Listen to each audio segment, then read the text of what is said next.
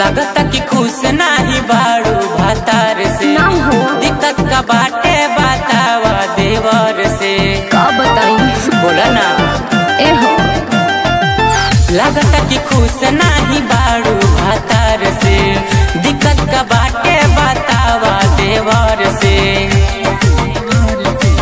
खुल के कहा भौजी का परेशानी अरे बाका परेशानी हाँ तो सुनो ना मेरा बूढ़ा पलम बस कर छेड़े खाने मेरी जलती जवानी मांगे पानी पानी मेरी जलती जवानी मांगे पानी पानी आवा गोदिए में बैठा भौजी काटा जानी भैया नहीं के बाड़े घरवा नहीं डटी है रानी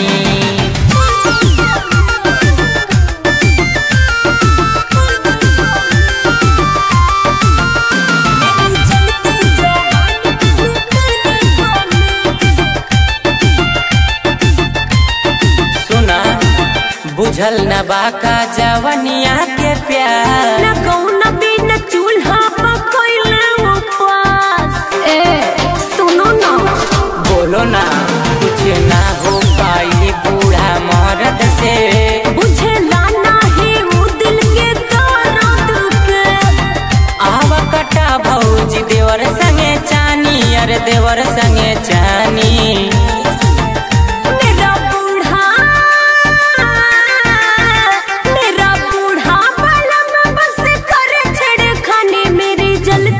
जवानी मांगे पानी पानी मेरी जलती जवानी मांगे पानी पानी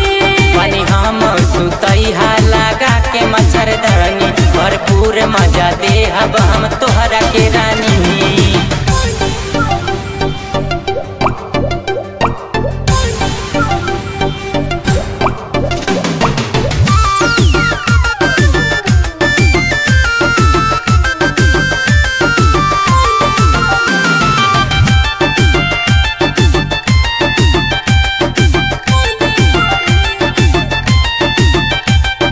चढ़ल जवानी बाट पोर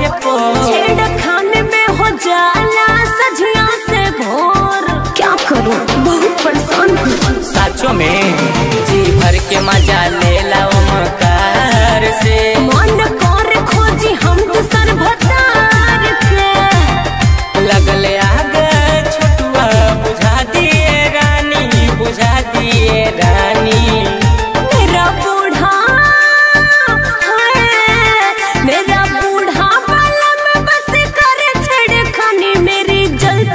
जवानी मांगे पानी पानी मेरी जलती जवानी मांगे पानी पानी भर देहब हम तोहर सुखल हौदी में पानी आवानिया राजू जियरा जोड़ा जाई रानी चली काए भौजी।